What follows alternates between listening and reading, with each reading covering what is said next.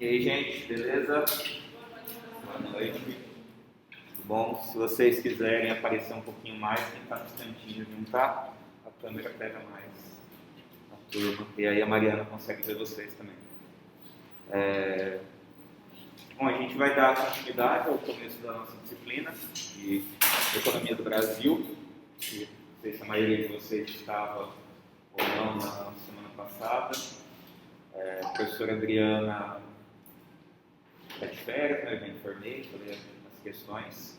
E então, por enquanto, nessas primeiras semanas, eu estarei com vocês por aqui. Para a nossa discussão de hoje, eu convidei a Mariana Ercina. A Mariana é egressa do curso de Relações Internacionais aqui do FGD. Que ano que você se formou, Mariana? 2018. Depois ela ingressou no mestrado em Sociologia daqui da UFGD também e finalizou o mestrado e agora ela está no doutorado em Relações Internacionais lá na Universidade Federal de Santa Catarina, a UFSC. Ela trabalhou na graduação e no mestrado com temas relacionados a investimentos em infraestrutura no Brasil e na América Latina. E agora, no doutorado, ela ampliou essa discussão para investimento chinês na área de infraestrutura no Brasil e na América Latina. Então, a ideia é que a gente consiga bater um papo sobre investimento externo direto no Brasil, que é uma das formas de atração de recursos e de contabilização também de formas de produção, geração de riqueza, desenvolvimento, acumulação, concentração de renda e afins, que são alguns tópicos que ela vai explorar. E depois, mais especificamente, falar um pouco sobre o investimento chinês aqui no Brasil, que é hoje acho que o principal assunto dentro desse tópico. Passo para a Mariana já iniciar. E aí, na sequência, depois a gente bate um papo, troca uma ideia, indico algumas coisas para vocês de leituras complementares, de outras discussões de outras mídias sobre o assunto. Eu não mandei para eles o relatório do Centro de Comércio Brasil-China, tá? Eu esqueci, Mariana, tá, gente? Mas eu mando para eles. Eu posso falar um pouco dessa acumulação capitalista no Brasil 27? Fica à vontade, a sala é completamente sua. O som tá bom para vocês aí no fundo ou precisa aumentar um pouquinho mais? Tá bom? E aí eu apago essa luz aqui, que não é da frente, mas que é quase da frente.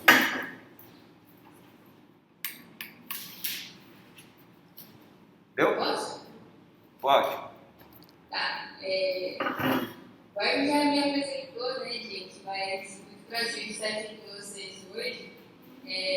Vou falar um pouco antes, então, da acumulação capitalista no Brasil, depois eu entro nos investimentos externos diretos. Tinha planejado pular essa parte, mas aí eu vou tentar fazer rapidinho.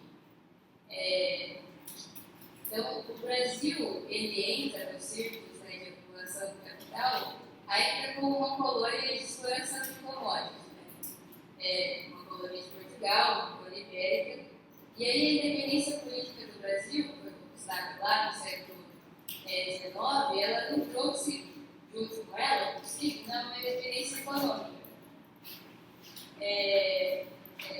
Não só uma independência econômica dos países europeus. Né? E aí esses países, sobretudo a Inglaterra, eles tinham já uma produção em uma indústria e tecnologias extremamente mais avançadas do que o Brasil tinha. Né?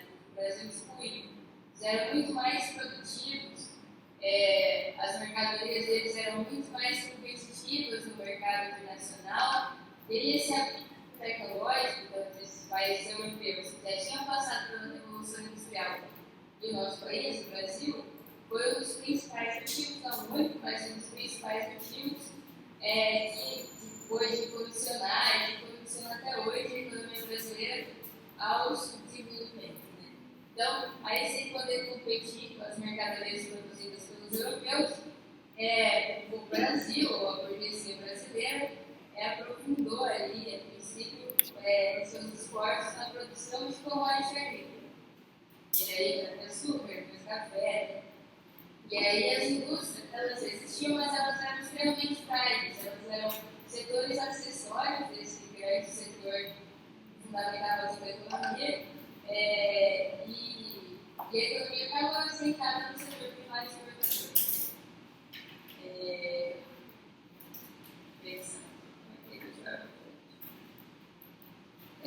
Parece que a situação está um pouco dura lá no período das guerras mundiais. A Primeira e Segunda Guerra Mundial atingiu lá o continente europeu. Então, os países europeus estavam ocupados com a guerra, e eles tiveram uma capacidade de exportação das suas mercadorias bastante limitada. E, ao mesmo tempo, eles aumentaram a demanda externa pelas mercadorias que eram produzidas aqui pelo setor primário exportador, no Brasil e outros países. Ô Mariana, só um minutinho, eu esqueci de fechar o meu WhatsApp, ele vai ficar fazendo um barulho chatíssimo. Tá bom, entendi. É porque o Palmeiras acabou de fazer 1-0. Ah, já? Já. É uma boa notícia para quem for São Paulino.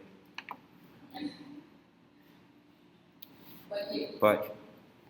Tá, e aí, com esse plano aberto, né, carente de todas as outras mercadorias, porque só produzir substancialmente mercadoria primária, vai surgir no Brasil, e vamos fortalecer, se já existia, uma série de indústrias para abastecer esse mercado doméstico que estava crescendo. Né?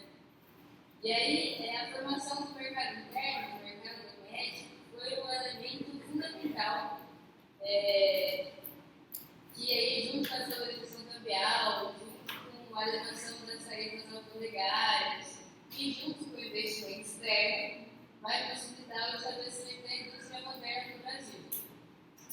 Mas vale lembrar que a indústria aparece aqui sempre subordinada à produção e à exportação dos bens primários. Esse ciclo continua ao centro vital da acumulação capitalista.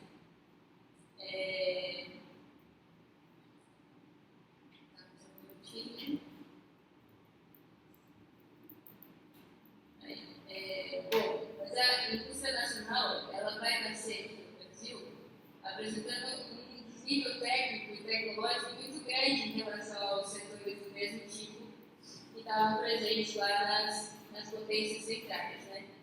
E aí a parcela da burguesia que vai entrar nesse processo produtivo industrial brasileiro, ela não vai escapar de umas dinâmicas que vão colocar muitos obstáculos para ela acumular valor, né? E continuar produzindo. Mas também é importante, eu mencionei rapidinho, mas é importante dar o destaque necessário, que a industrialização brasileira, nessa fase inicial, ela vai ser impulsionada ainda por um outro fator de peso, que é o investimento externo direto. O investimento externo através de imposto. Então, nesses primeiros anos do século XX,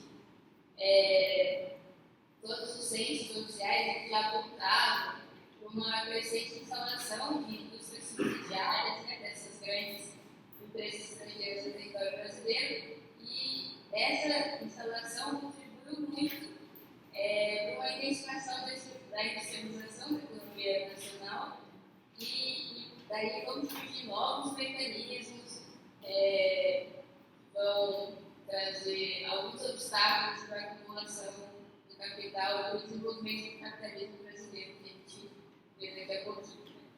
E aí, esse movimento vai crescer muito no imediato pós-guerra. Lá em 1950, como resultado do processo de expansão do capitalismo em escala mundial, a América Latina foi um alvo enorme de capitais estrangeiros.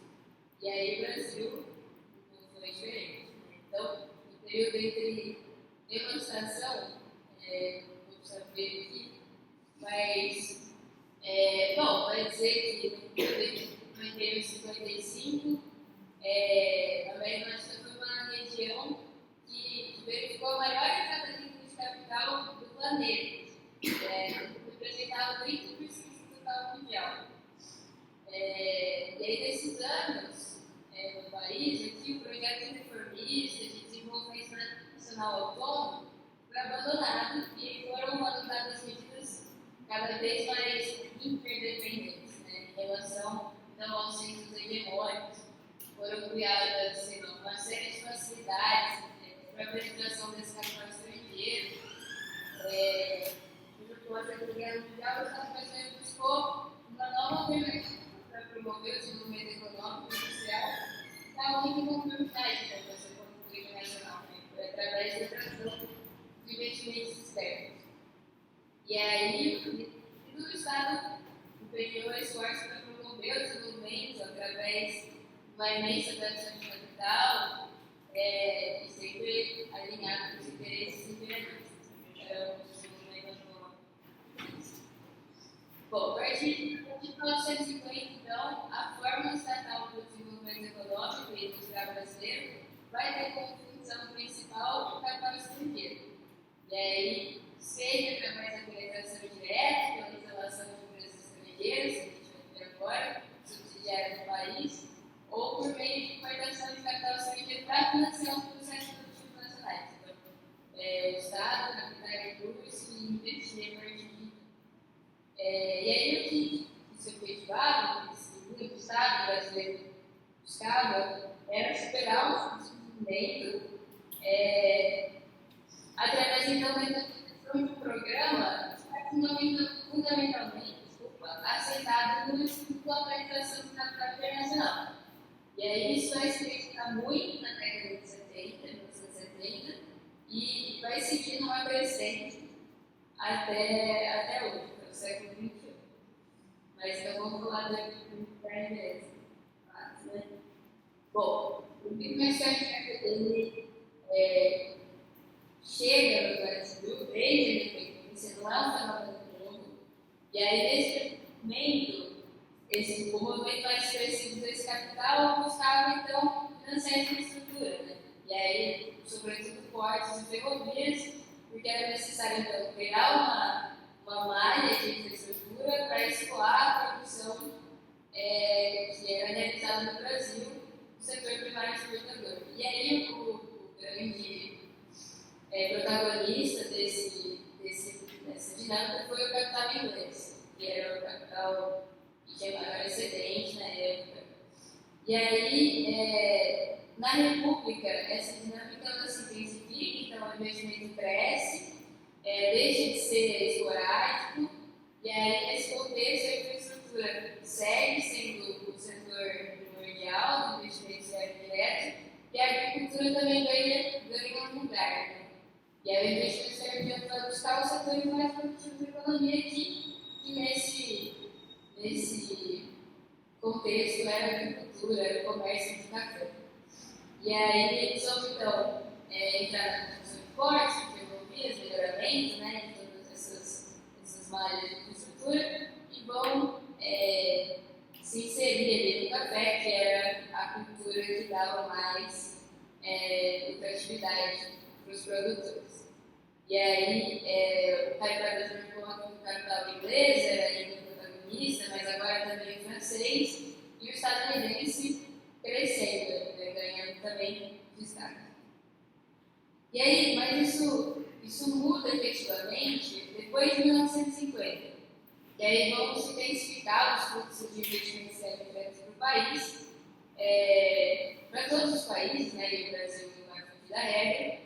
E a organização do investimento direto aqui ganha uma escala inédita. Então, os recursos estrangeiros vão ser atraídos, né? E, em imensa medida, o Estado vai utilizar esse investimento direto para, então, financiar um programa de substituição de importações. Então, e aí, os setores de maior destaque seguem sendo infraestrutura, e aí surge também a indústria de bens de consumo e de bens de consumo durável. E aí, já em 1950, o capital que é o protagonista é o capital dos Estados Unidos, porque depois da Segunda Guerra Mundial, os países europeus sofrem uma série de dificuldades e o capital estadunidense estava, entre aspas, sobrando. E aí, como foi para vocês, isso segue uma crescente, sobretudo a partir de 1970, tem uma penetração imensa de subsidiária de empresa transnacional no Brasil.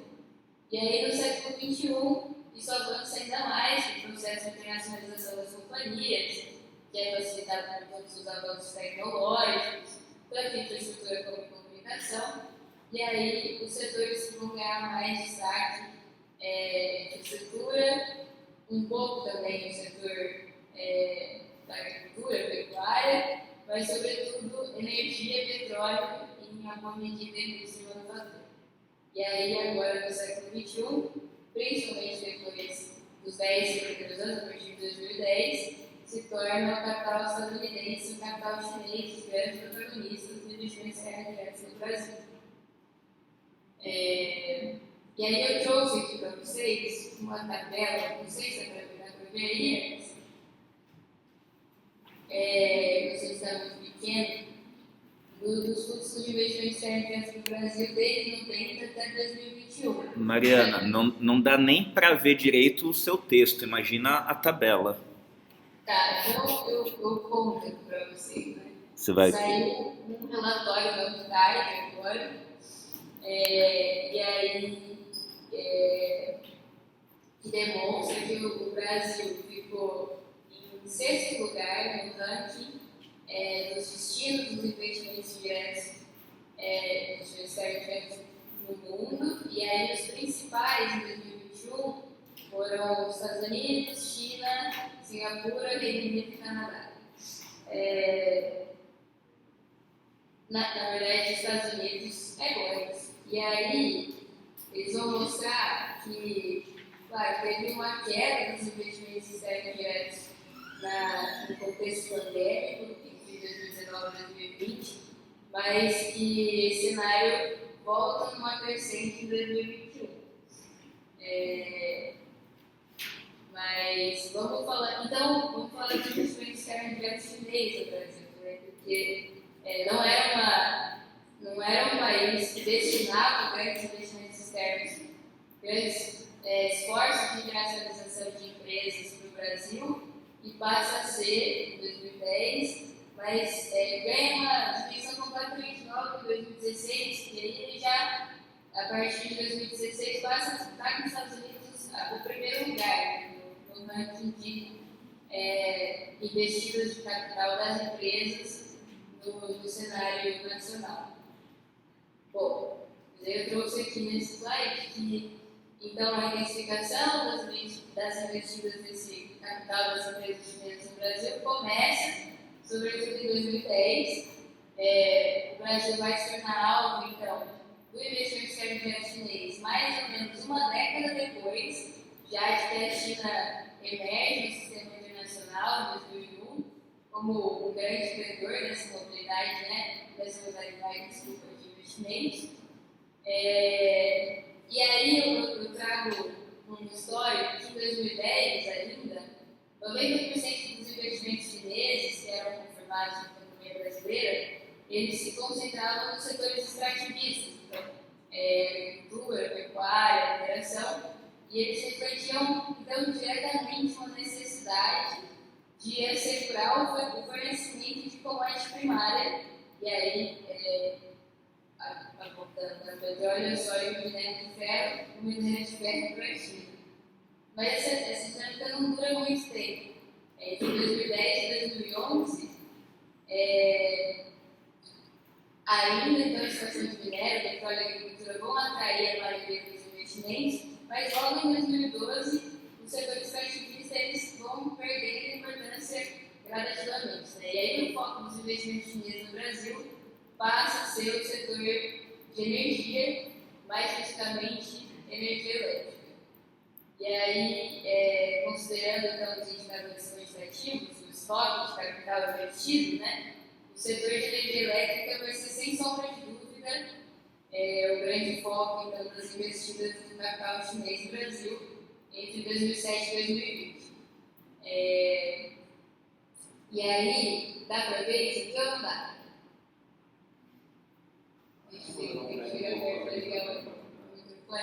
Aqui eu falo dos números de projetos que foram financiados então, pelo investimento externo direto chinês no Brasil entre 2007 e 2020.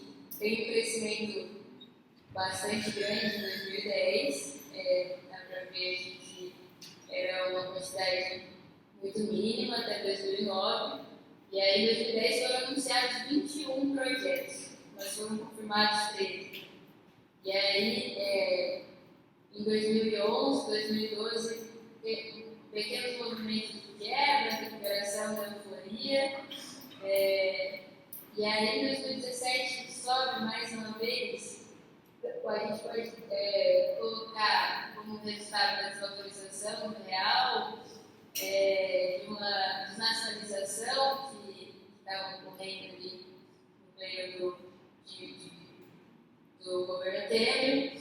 E aí só mais uma vez cai em 2020 por causa da pandemia, mas não é um fenômeno extremamente ligado ao Brasil, cultura mundial.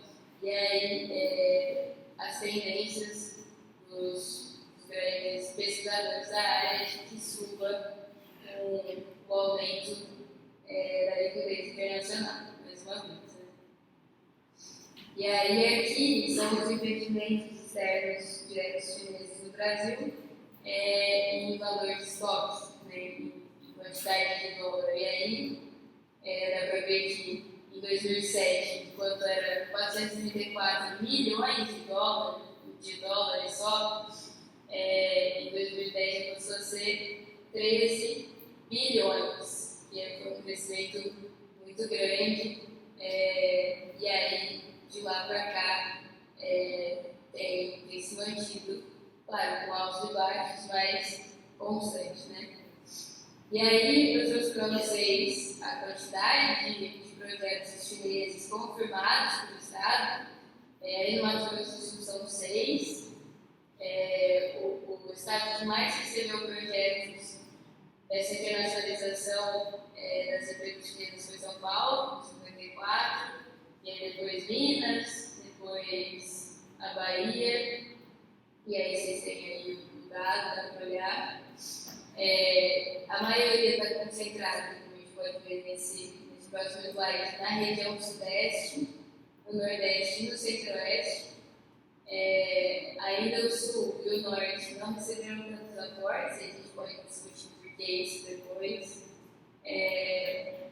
E aí, toda a literatura fala da importância das grandes estatais centrais chinesas nessa internacionalização das empresas chinesas. Né? Isso porque as centrais estatais chinesas, um tipo de empresa que existe na China, que é comandada diretamente por uma estrutura do Partido Comunista Chinês, que recebe instruções diretas e aportes diferenciados, elas juntas, essas 16 empresas, elas juntas comandam quase 82% de todo o total de capital investido no Brasil. Né? São só 39% do número de projetos, mas é quase a totalidade do capital investido.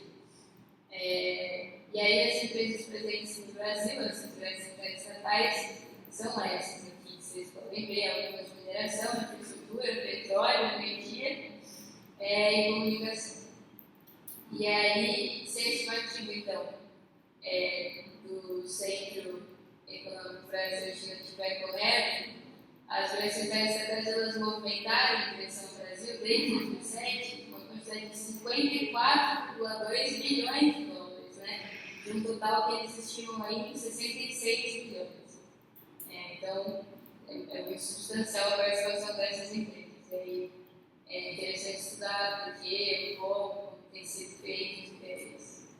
E aí, eles estão presentes aqui nesses estados, a maioria está presente no estado de São Paulo, no Sudeste, né? Mas as de energia, sobretudo, estão presentes quase no Brasil inteiro. E aí, eu trouxe para vocês a divisão setorial dos investimentos chineses confirmados. Né? Primeiro, por número de projetos. Eletricidade, gás e outras atividades está em primeiro lugar, com 31%. No segundo lugar, está em indústria e manufatura, mas esse número de projetos é 28%. Depois, a gente tem aqui extração de petróleo, agricultura e pecuária, atividade de serviços e serviços financeiros, todos empatados, com 7% do número de projetos.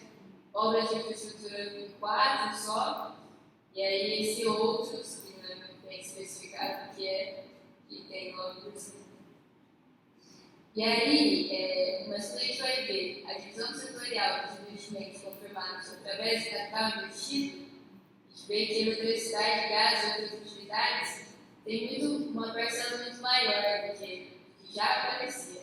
São 48% de todo o investimento de leis no Brasil, e aí a indústria e manufatura tem 28% em segundo lugar, e depois vem extração de petróleo, gás natural, depois na sequência a agricultura com 6%, depois a atividade de serviço de tecnologia com 5%, serviços financeiros ou de infraestrutura só 2%, que é muito diferente do que acontece em alguns países da volta da seda, e a gente pode ver por quê. Depois. E aí eu trouxe para vocês que existem 3 maneiras de acontecer modos de ingresso do investimento externo nos países. E aí eu trouxe para você que é o modelo Greenfield, fusão e aquisição e joint venture. E aí, aqui no Brasil, os investimentos externos diretos chineses, eles chegam, sobretudo, através de um modelo de ingresso chamado fusão e aquisição, que se dá a partir da aquisição ou da incorporação de empresas, fábricas ou plantas produtivas de qualquer mercadoria por empresas estrangeiras. Então, não se cria uma empresa nova, se trata da compra ou da fusão de uma empresa já existente no Brasil. E aí a gente também tem o modelo Greenfield, que é que todos os economistas esperam e torcem para que ocorra.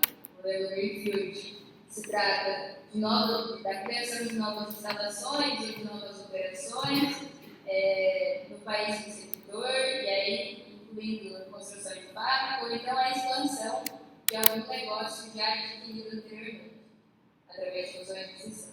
E aí tem um modelo também de joint venture, que é uma parceria ou um acordo contratual entre duas ou mais partes, com o objetivo de criar uma unidade de negócio do país, que vai receber o investimento. Então, um exemplo bom aqui é Ford vai instalar quer investir no Brasil, e aí ela cria no Brasil uma nova empresa que vai atuar como parceira, nos negócios, vai ter transferência de tecnologia, de know-how, também é bastante benquíssimo pelos economistas.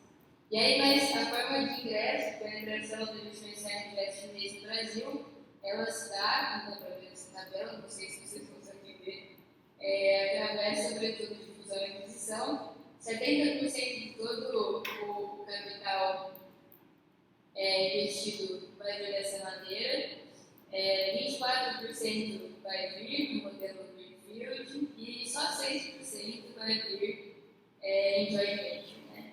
E na quantidade de projetos, Greenfield aparece como mais, mas são sempre projetos que custam muito menos, de envergadura menor. E aí a gente tem aqui que fusão e aquisição,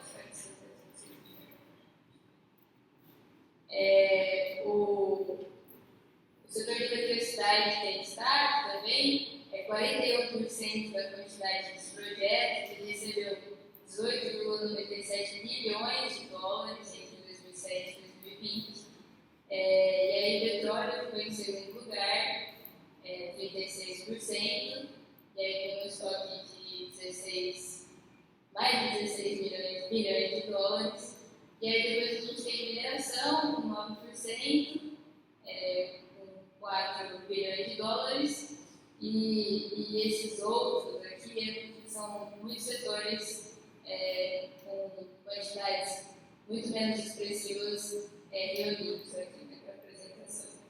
E o modelo Greenfield é um pouco diferente, a maioria dos projetos que entram como Greenfield foi destinado para a indústria de manufatura,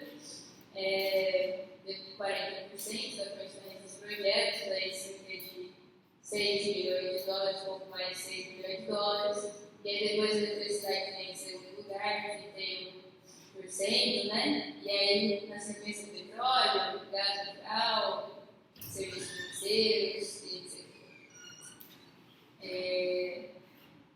E aí depois eu trouxe para vocês as motivações, né, para a penetração dos investimentos diretos no Brasil. E aí algumas delas são que é o real como moeda desvalorizada, a gente tem aqui no Brasil leis trabalhistas bastante frágeis, a gente tem baixo custo de salário, baixo custo de matéria-prima, a gente tem um mercado doméstico desenvolvido que pode ser explorado por essas grandes empresas que querem fugir da tributação, de tarifa funerária, seja. Tem também essa motivação, né, de explorar não só o mercado nacional, mas o mercado regional. O Brasil como uma plataforma que está muito ligado com os países vizinhos, que pode ser muito lucrativo para essas empresas. Então, um outro motivo é a grande abertura financeira e a desnacionalização da economia, que começa com o neoliberalismo lá, naquele momento do consenso de Washington, e segue até hoje. E um outro motivo é tirar o capital excedente da economia em desenvolvimento para não gerar inflação dentro da economia. E aí, quando você tira, então, parte do seu capital, você não está usando o capital excedente e joga na periferia ou em qualquer outro país do mundo, você se livra, então, de alguns problemas que podem gerar inflação. E é uma tática bastante utilizada pelos países. E aí, a gente pode pensar os impactos possíveis, né, desse investimento externo direto, tanto dos outros países, que não seguem exatamente a mesma risca do chinês, e a gente pode pensar os possíveis interesses, né, do investimento externo direto, sobretudo do investimento externo direto chinês no Brasil, e ver se a gente consegue traçar alguma tendência. Se a gente for pensar nos investimentos externos diretos como um todo, que penetram no Brasil, os setores que mais recebem ainda investimento é infraestrutura, o setor primário e agora energia. Né? E aí, como impacto possível desse investimento de busca esses setores é a manutenção, então, de uma posição subdesenvolvida do Brasil, porque segue, então, a produção de mercadorias com baixa tecnologia, e aí a gente pode pensar na construção de infraestrutura como uma possível transformação do Brasil, ou mesmo do continente, uma plataforma só de escoar essas commodities, até mesmo na produção de energia, porque é necessária energia, então, para mover toda essa máquina de exploração mineral e agrícola aqui no Brasil. E aí, e os impactos, eles, por exemplo, os impactos eles podem estar presentes também no nível do trabalho. Né? Então, se aqui no Brasil o investimento externo direto chinês penetra, sobretudo como fusão e aquisição, e aí não está gerando empregos novos, né? Não cria plantas novas, ele pega uma indústria que já existe e muitas das vezes troca parte da malha de trabalhadores ali e por trabalhadores chineses, pelo menos a direção é transformada, e aí são muitos os impactos nesse sentido, na organização do trabalho no Brasil. A construção de infraestrutura gera uma quantidade de impactos imensuráveis, sobretudo sobre as comunidades indígenas, sobre as comunidades quilombolas, ribeirinhas, que vivem de uma outra forma de organização social nessas áreas e que a fronteira agrícola ainda não chegou, sobretudo no norte do país. E aí, os possíveis interesses da China e do grande capital internacional que busca, então, penetrar a economia dos outros países, disseminar, então, suas empresas pelo mundo, lógico, manter o monopólio, né? Se manter competitivo no mercado, mas, sobretudo, contornar, então, as contradições do desenvolvimento capitalista, fugir, então, de processos inflacionários nacionais e buscar se consolidar, talvez criar uma estratégia política mais a longo prazo. E aí, a gente pode pensar em tendências, né? Esse investimento externo direto. Está muito claro nessa série histórica que a China, e não apenas com a série histórica, né? O governo chinês tem um programa interno chamado Going Global, que existe desde 1975, que é uma tentativa de impulsionar a internacionalização das empresas nacionais e mundo fora. Não foi revogado, mesmo com a tendência inshore que os economistas novos estão apontando aí depois da pandemia, que teria aparecido, né, de capital silicone para suas fronteiras nacionais, por uma série de processos que podem causar uma série de processos disruptivos da economia, né? Mas acho que dá para ver pela manutenção do Going Global e pela série histórica de investimentos que existe uma tendência de intensificação do investimento externo direto chinês, não só no Brasil, mas na América Latina, na Ásia e na África, e que aqui tem sido muito no caminho do setor de energia, né? E aí, eu queria diferenciar com vocês o que acontece mais ou menos, né? Ali nos processos que o capital chinês penetra na África do que acontece no Brasil. Na África, a China tem impulsionado esse investimento estrangeiro no setor primário exportador de agricultura, então tem comprado uma quantidade enorme de terras, tem construído uma série de infraestrutura nesses países e tem transformado, de fato, esses outros países numa segurança para sua soberania militar. Né? A população chinesa tem crescido, vocês sabem, é imensa e não para de crescer.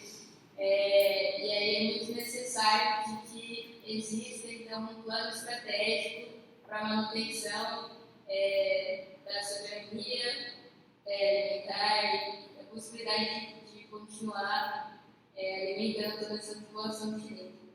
E aí aqui no Brasil isso aconteceu. A China tentou comprar uma série de terras no Brasil para a produção, sobretudo de soja, mas ela esbarrou com algumas limitações na lei, né? E aí, uma alternativa que uma grande empresa chinesa que teve, então, esse projeto barrado no sul da Bahia, tomou, foi então, criar uma subsidiária no Brasil de esmagamento de soja e comprar, então, toda a produção dos vizinhos, ali, dos agricultores do sul da Bahia. Mas é diferente, enfim, o modo de penetração do investimento do capital estrangeiro chinês na África e no Brasil, porque na África, essas África subsaariana, sobretudo, essas leis são bem desenvolvidas, de land grab e tal.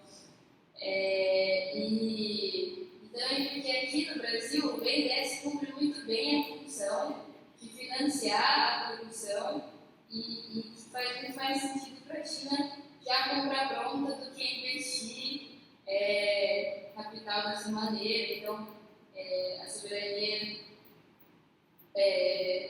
alimentar na China está muito assegurada pelo comércio, já, né, no setor primário exportador com o Brasil.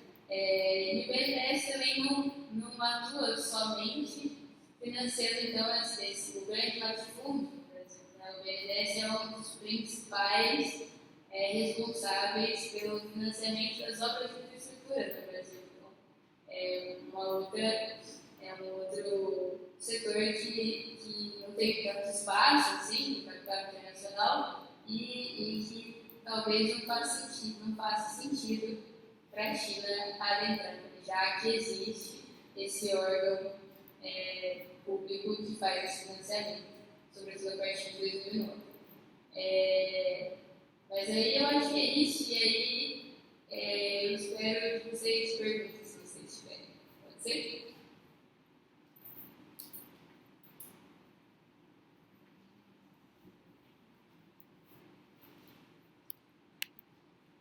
Alô? Alô, alô? Oi.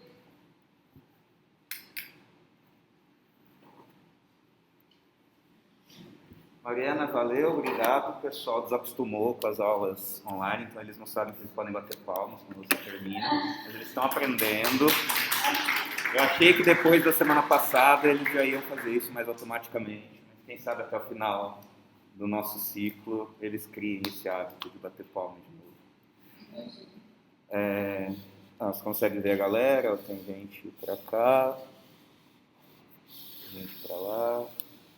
Então aí o pessoal, conforme eles forem perguntando, eu vou pedir para talvez eles falarem mais perto aqui para você conseguir ouvir.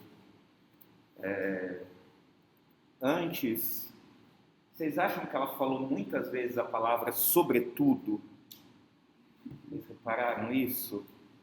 Eu contei 14 vezes. E de quem que eu peguei isso, hein? Porque tinha alguém que reclamava na aula e ficava contando quantas vezes eu falava. Eu peguei isso do nada, não foi de você.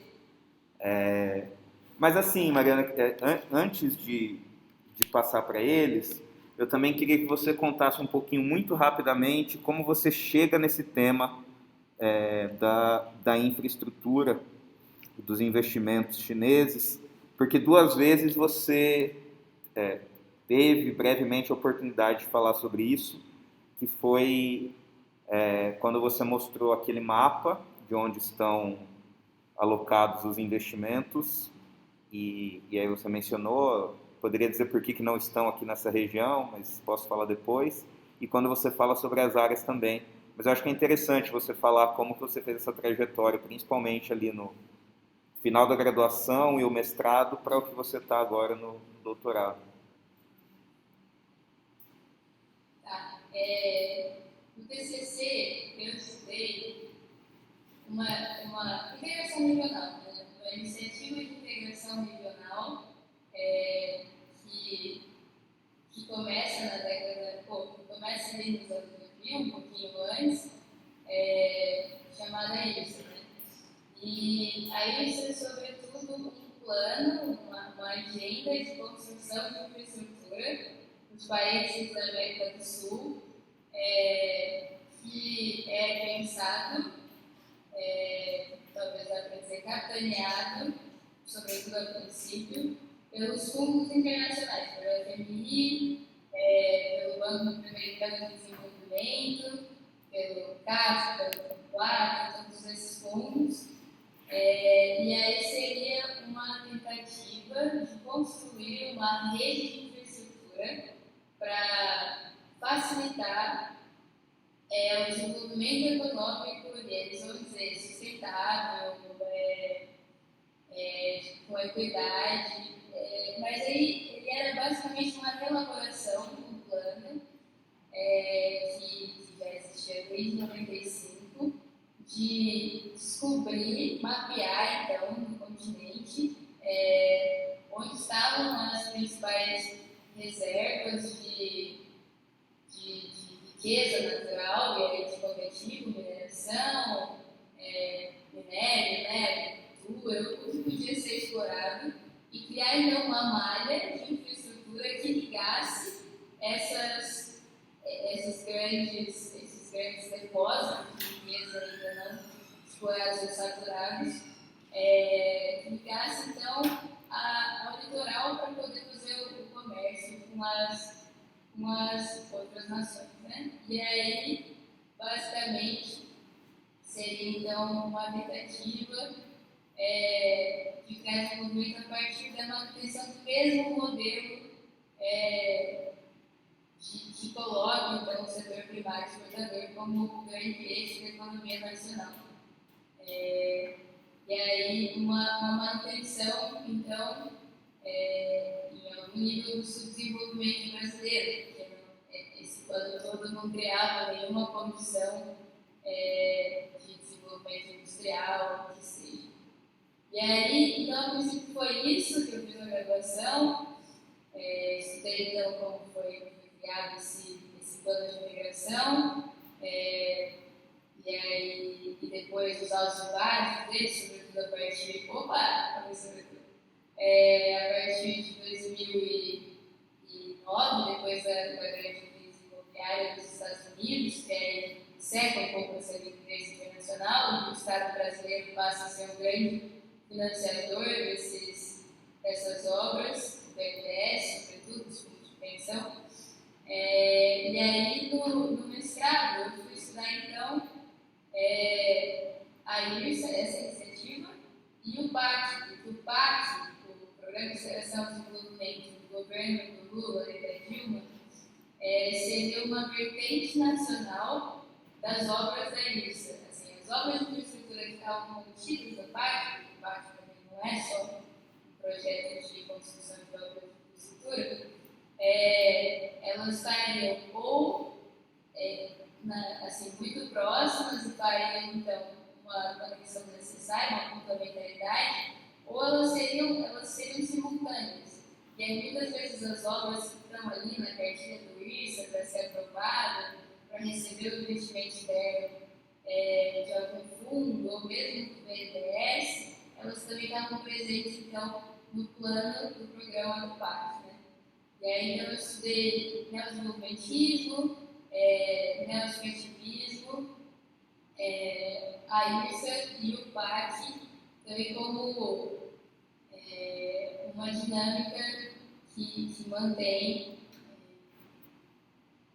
o Brasil como um país subdesenvolvido, sob a exploração da classe trabalhadora, e que não traz ganhos efetivos, sobretudo a longo prazo. Tá bom? E aí, tá bom, aí eu acabei de estudar isso, eu precisava achar alguma coisa para estudar no doutorado, e aí, me conversando com o Hermes,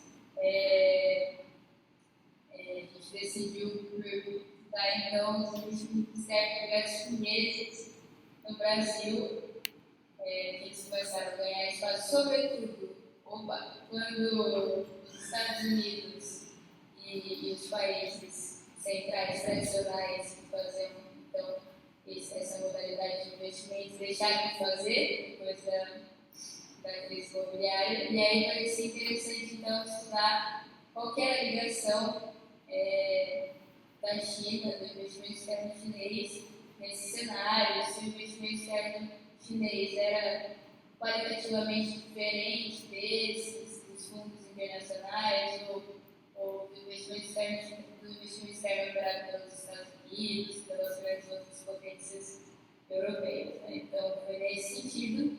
E aí, analisando a partir dos investimentos, a gente percebeu essa preponderância no setor de energia, e aí a gente foi por aí. Beleza, Mariana, obrigado. Eu queria que ela falasse um pouquinho sobre essa questão da trajetória, além de vocês conhecerem a trajetória, porque muito disso que a Mariana estudou, pesquisou e escreveu, a gente, não sei se necessariamente aqui em Dourados a gente presencia no dia a dia, mas o estado do Mato Grosso do Sul, sim, por conta da chamada rodovia bioceânica e da rota da integração latino-americana. Esses são dois grandes projetos que perpassam o nosso estado. A gente tem ali a construção da da ponte em Porto Murtinho, né, Mariana? Tem a própria rodovia cortando o nosso estado, tem as conexões com a hidrovia no Rio Paraguai, tem as conexões com a linha férrea que desce do Paraná, Cascavel, e vai para o porto de Paranaguá. Enfim, tem muita coisa que também foi articulada na perspectiva, primeiro que a Mariana fala, dessa integração de malhas modais, de diferentes modais para exportação de toda a América, de toda essa região da América do Sul, mas que no nosso caso especificamente visa atender a particularidade do nosso estado, que é a produção e o escoamento dessa produção principalmente de soja e de carnes em geral, né? E das mineradoras de Corumbá, né? Também. Enfim, gente, quem vai ser a Mariana da Mariana? Porque quando alguém diferente vinha falar nas aulas, a Mariana fazia milhares de perguntas, né, Mariana? Eu não sabia ser quem é diferente, podia ser você. Podia ser o Robertão também. Quem serão as Marianas e Marianos da Mariana? Fiquem à vontade. Pode fazer pergunta para o Hermes também. Pode fazer também. Milene, Matheus, fiquem à vontade. Acho que se você conseguir falar muito alto, ela te escuta. Mas aí eu acho que o Tomás vai escutar também. Aí ela está vindo aqui perto. Com a máscara da Cátedra Sérgio Vieira de Mello, que número lá.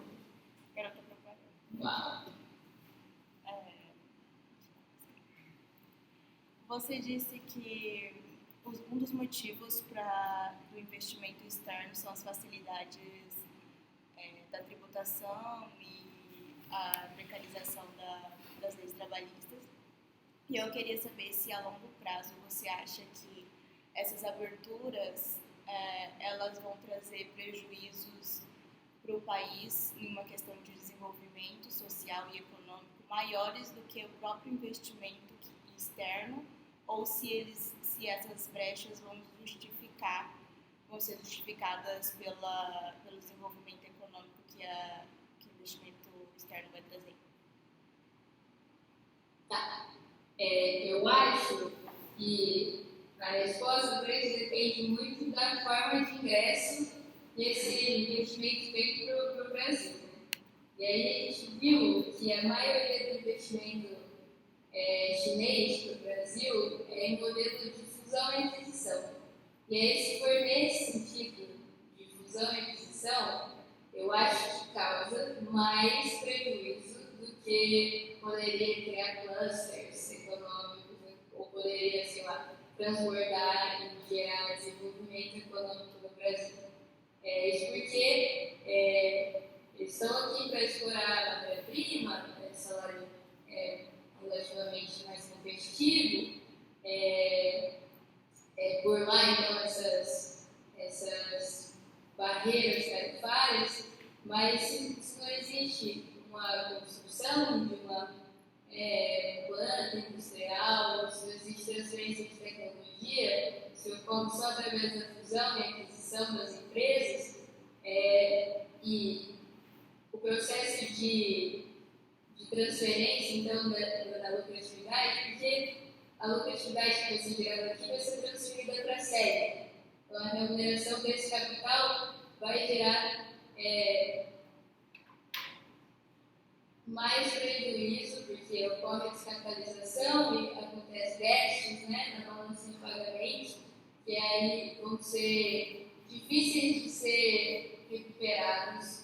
E aí, no Brasil, historicamente, esses déficits têm sido recuperados através de uma maior atração do investimento externo, tanto direto quanto através do Estado.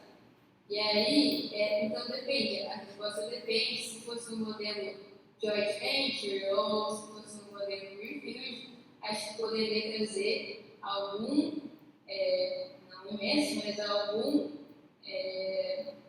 Existe mas se for na função de fusão e de aquisição, eu acho que traz muito mais prejuízo do que qualquer vantagem para o país que recebe esse capital. O que você acha disso?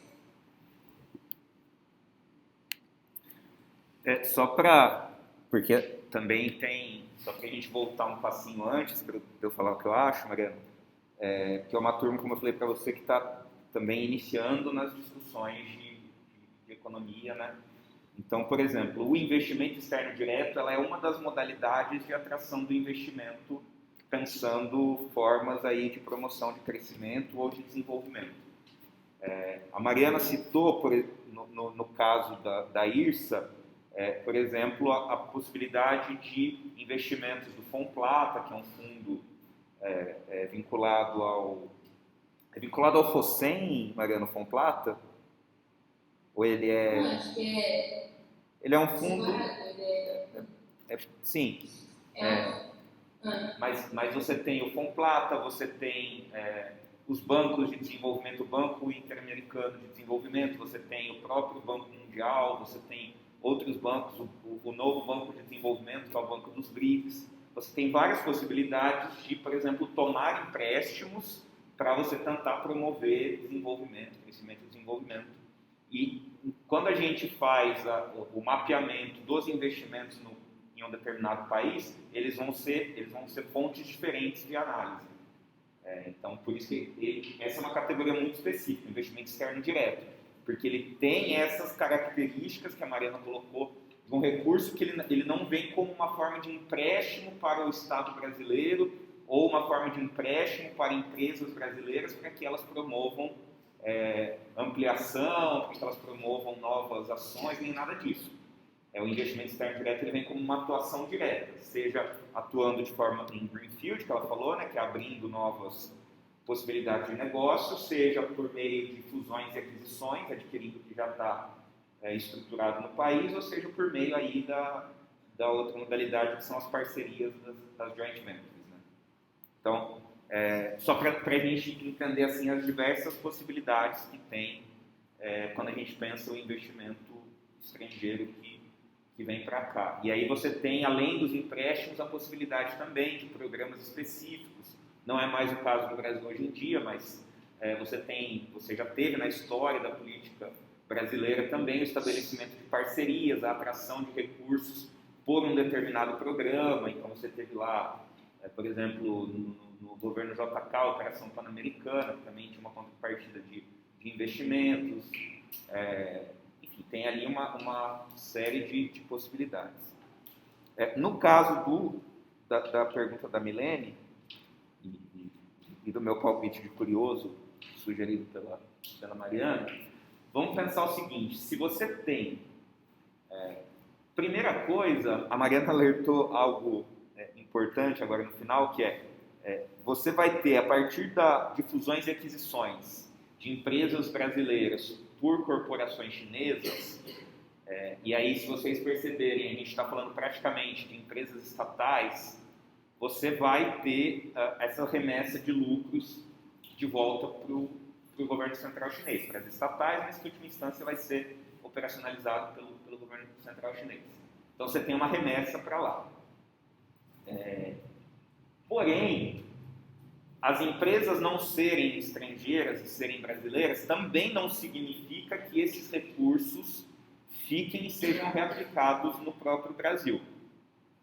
Não é uma discussão ainda para vocês, é uma discussão que a gente vai fazer mais adiante lá na disciplina de Sistema Financeiro Internacional, que você vai fazer essa discussão. Mas, por exemplo, você tem uma série de empresas brasileiras que fazem essa remessa de lucro também para o exterior. E aí fazem essa remessa de lucro por diversas estratégias, não necessariamente ilegais. A gente não está falando necessariamente de corrupção, de evasão de divisa, nem nada disso. Fazem por estratégias que estão aí dentro das previsões legais, mas que também remetem isso para o exterior por questões de tributação, por questões de taxa de lucratividade, coisas dessa natureza. Só um parênteses muito rápido, porque também, para não criar essa impressão de que necessariamente o capital nacional, né, ele vai se converter ou projetos outros de desenvolvimento e crescimento. Mas, obviamente, que com o capital nacional é mais próximo o caminho para que haja o reinvestimento. Né? Aí, fechando isso, esse parênteses, não tão rápido quanto eu imaginei que seria, se você trabalha numa economia em que você já tem um grau de desenvolvimento, e nesse grau de desenvolvimento eu estou pensando em indústrias mais consolidadas, indústrias mais internacionalizadas, que tenham conexões com várias cadeias produtivas dentro e fora do país, com uma mão de obra já mais qualificada e estável, que tenha uma taxa de desemprego mais baixa, uma taxa de remuneração mais alta.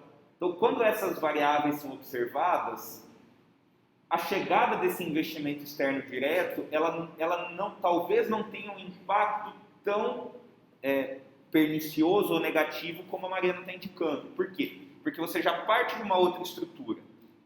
Agora, num caso como o nosso, que é uma economia pouco complexa, ela é complexa, mas ela é pouco complexa. Né? Quando a gente olha os dados muito agregados, a gente está falando de grande parte da nossa economia dependente ou do setor primário exportador ou do setor de serviços, ou de indústria de baixa complexidade. Então, ela é pouco complexa. Em que você tem eu posso usar exército de reserva, Maria, não é muito forte, tem que falar só trabalhadores fora do mercado formal.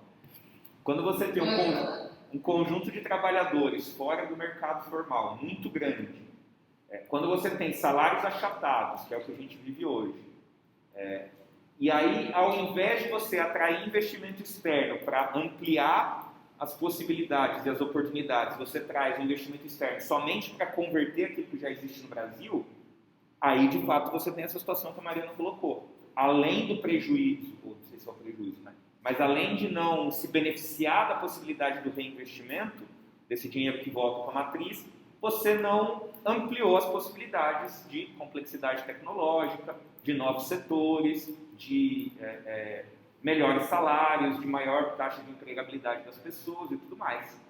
Então, fala-se até hoje muito desses investimentos chineses aqui no Mato Grosso do Sul. Depois, Mariana, se quiser até falar um pouco sobre isso. Não, porque vão abrir plantas produtivas chinesas, está lá no pacote chinês que vem tantos projetos no Mato Grosso do Sul e tal. Mas o que é Greenfield e o que é aquisição de plantas que já existiam com algum melhoramento?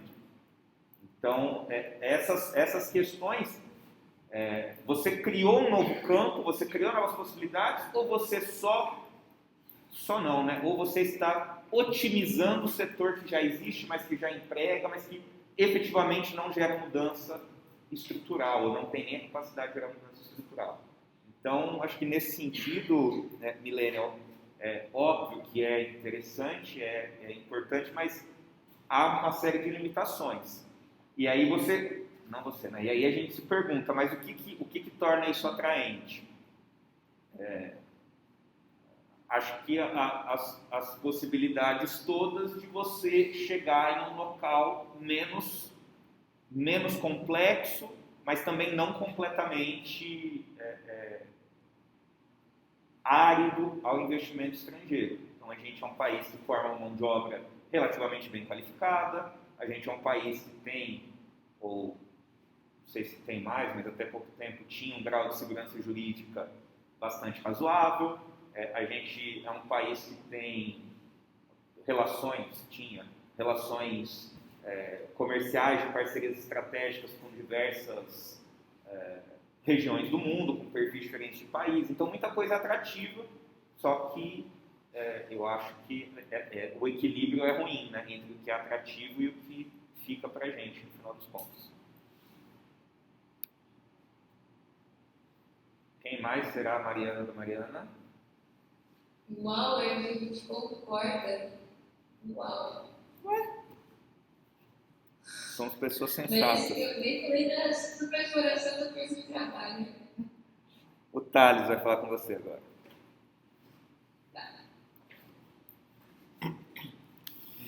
boa noite. Eu queria perguntar para você, você mencionou que o Brasil tem leis trabalhistas frágeis. Eu queria entender melhor por que você considera essas leis trabalhistas frágeis, como você acha que isso poderia melhorar e se você consegue citar algum outro país que as leis trabalhistas elas são melhores, que poderia servir de um exemplo para o desenvolvimento do Brasil. Quando a literatura coloca leis trabalhistas frágeis, é sempre em relação ao estado de bem-estar social europeu, né, que foi consolidado aí na metade do século passado. E aí, talvez, se a gente pensar nos salários mais baixos, nas jornadas de trabalho mais extensas, nessa reforma trabalhista que saiu um tempo atrás, a gente consegue chegar num consenso. Bom, a literatura chega no consenso de que se trata de um cenário político de lei trabalhista muito mais frágil do que seria um cenário europeu ou americano. Né? E aí, agora abriu a porta para uma série de novas dinâmicas no mundo do trabalho, de contratação por hora, ou peça, ou essa fragilidade do sindicato e de negociação direta com o empregador. Eu acho que nesse sentido que a literatura atribui o Brasil como um país de leis trabalhistas não muito fortes e asseguradas. O que você acha, Hermes? Me ajuda aí.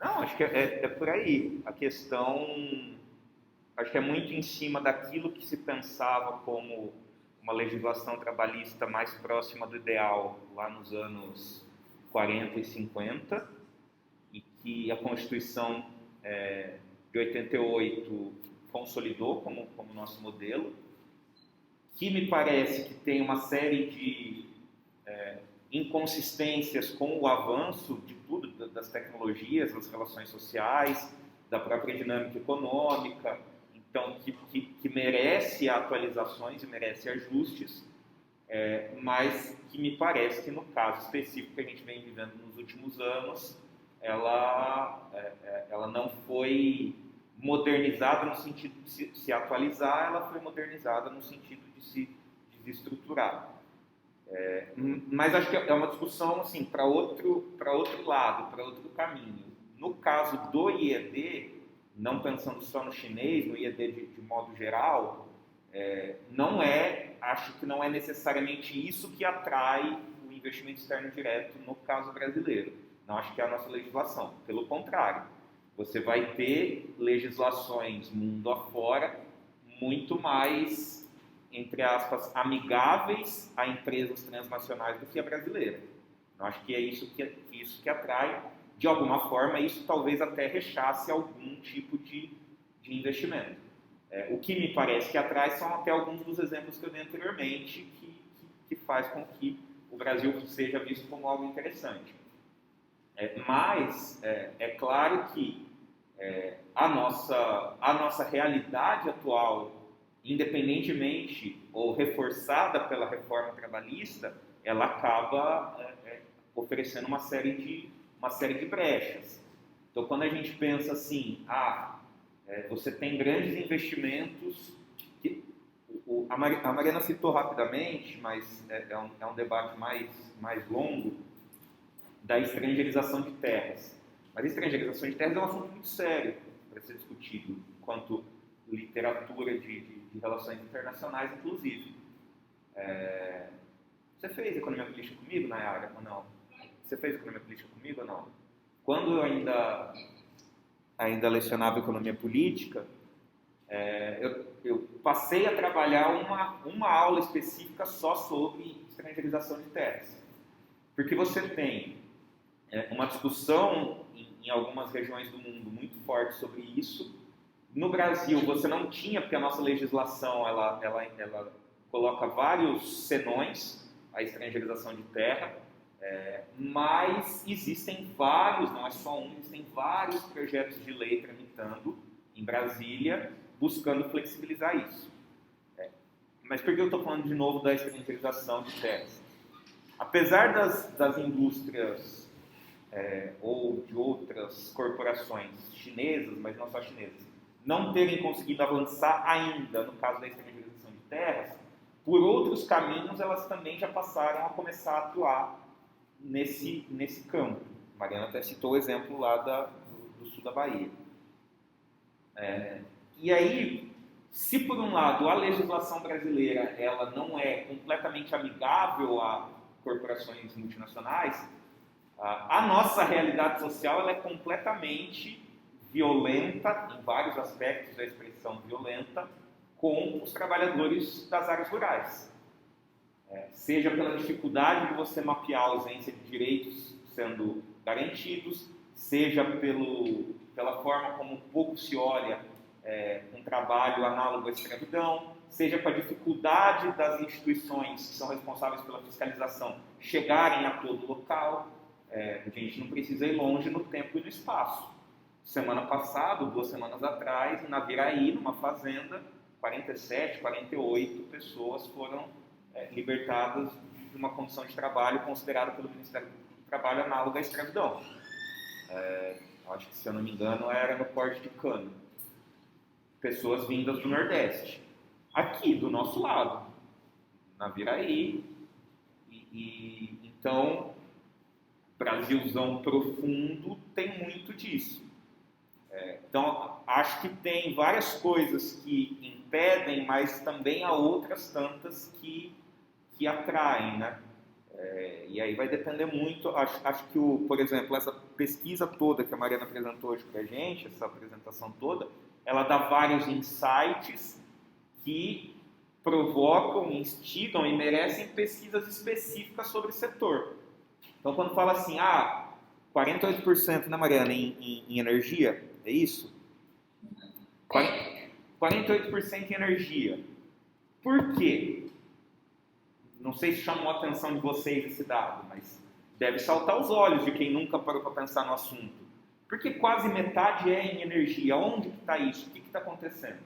A gente teve um trabalho que eu orientei da Emily Rafani, há 1 ano e meio atrás, acho que ela defendeu, que foi um estudo específico de uma corporação chinesa que investiu aqui na usina hidrelétrica de Ilha Solteira, na divisa São Paulo, Mato Grosso do Sul, Paraná. E aí, assim, quando você faz esse tipo de estudo, você entende, olha, nos últimos anos para cá, houve uma série de leilão de concessão de usinas hidrelétricas em vários locais do Brasil, por conta das mudanças de legislação nos anos recentes. E aí, nesses leilões, foi possível a participação de empresas estrangeiras, principalmente chinesas, nos consórcios que ganharam essas concessões. Acho que isso ajuda um pouco a explicar esse número, né, Mariana, grande que a gente vê, tanto em termos de valores quanto em termos de projeto e localização. Provavelmente ali os números grandes na Bahia tenham a ver com isso também na usina de Paulo Afonso, né, naquela região toda ali do São Francisco também, eu acho. Aí é chute, aí não é estudo, é chute meu. Mas o daqui, de São Paulo, é o resultado da pesquisa da EME. E aí você vai entendendo, então, o que está acontecendo lá na China, né? Que tipo de tecnologia que foi desenvolvida nos últimos anos, que tipo de indústria que existe lá, então que tipo de maquinário que existe e que eles também têm interesse em exportar. Então você vai ligando vários pontos e são... A Mariana falou sobre a questão ela não usou essa expressão, né? Mas como você exporta a inflação, então você tem a possibilidade de ter inflação no seu país, você leva investimento para fora para você não ter inflação no seu país, então, né, alguns chamam de exportar a inflação. Mas você também tem a exportação de produtos, você tem também a exportação de serviços. Então, quando você tem uma companhia dessa chegando num desses setores, como que vai ser o processo de compra dos novos equipamentos? Eles podem comprar equipamentos alemães, eles podem comprar equipamentos italianos, norte-americanos, mas é bastante provável que eles comprem equipamentos chineses. Eles podem contratar os engenheiros alemães, os engenheiros holandeses para fazer manutenção, para fazer atividade de consultoria, mas é bastante provável que eles contratem serviços chineses. Então você vai vendo que vai sendo construída uma cadeia de relações que não acaba no investimento externo direto, que na verdade começa no investimento externo direto, né? Para eventualmente... Desculpa, abre espaço para a criação das linhas de transmissão de energia, né, conectadas nessas hidrelétricas. E aí é muito, muito incrível, porque recebe duplo financiamento do Banco de Financiamento Chinês e do BNDES para ser construído aqui. E aí chega nisso, que eu acho que a Mariana tocou em algum ponto, que é o quanto que esses projetos também são estratégicos. Estratégicos. Tanto são que quem está investindo neles são as principais corporações estatais de setores estratégicos chineses. Não é um acaso. Que exemplo que eu vi esses dias que foi um negócio maluco foi a privatização de alguma empresa pública brasileira, eu não vou me lembrar qual mesmo, mas era assim, o discurso era, precisamos privatizar para melhorar o desempenho. Aí, faz o estudo, a avaliação, tal, privatiza. Quem compra? Uma empresa pública portuguesa. Aí, beleza, a empresa pública portuguesa vai lá, começa a atuar e tal, e aí esse debate aparece em Portugal. Não, mas precisamos abrir mão, enquanto setor público, de serviços que não são diretamente ligados à função originária do Estado, precisamos privatizar. Aí quem compra? A estatal chinesa. E aí você tem a estatal chinesa comprando uma empresa brasileira que já estava vendida para uma estatal europeia. E isso é oportunidade de negócio? Obviamente, se não fosse bom negócio, a China não ia fazer. Mas é estratégico também, é setor estratégico, é estratégia de atuação internacional. Então, são emaranhados, né, que a gente vai construindo, assim, entendendo dados que são esses dados que a Mariana trouxe de gráficos, tabelas e coisas desse tipo para a gente ir entendendo esse jogo da economia política internacional aqui no Brasil.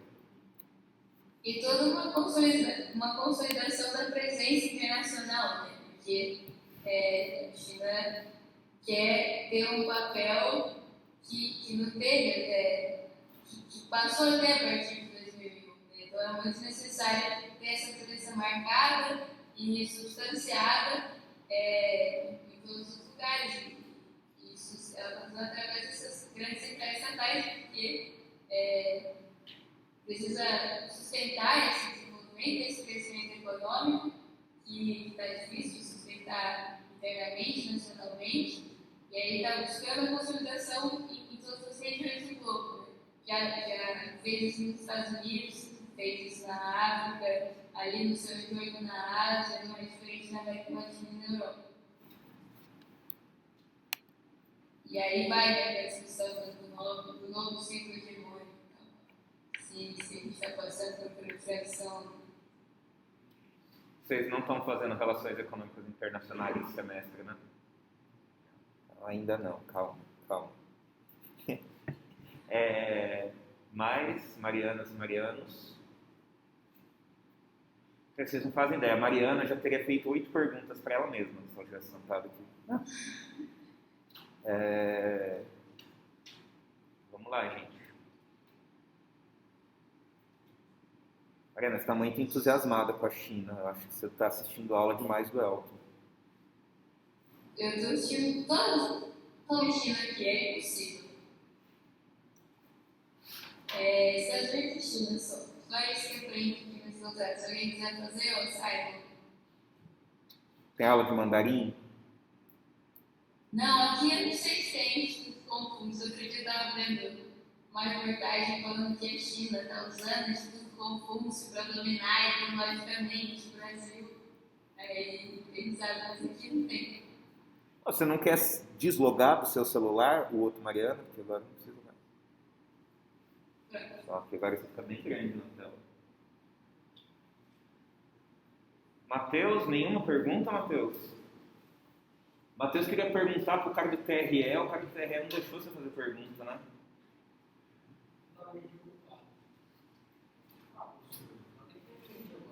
Não, tudo bem, não se sinta pressionado não. Tá tudo ok? Você é São Paulino, Matheus? Não? Tudo bem, também não se sinta pressionado. Tem algum São Paulino? Só pra gente abrir uma. Quanto que tá aí? Não viu?